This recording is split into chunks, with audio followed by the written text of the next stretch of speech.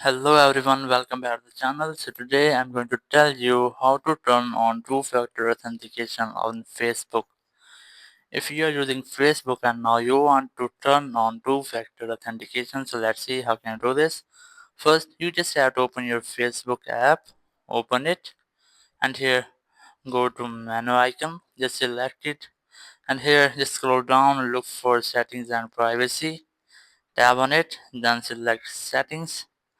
In settings, select account center. In account center, select password and security.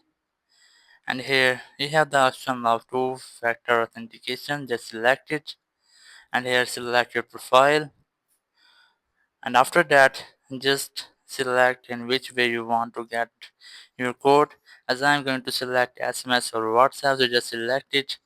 It will send the code on your phone number, maybe WhatsApp or SMS. Then select next.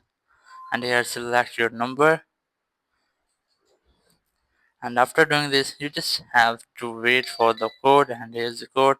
Copy it and then here paste it and then select next,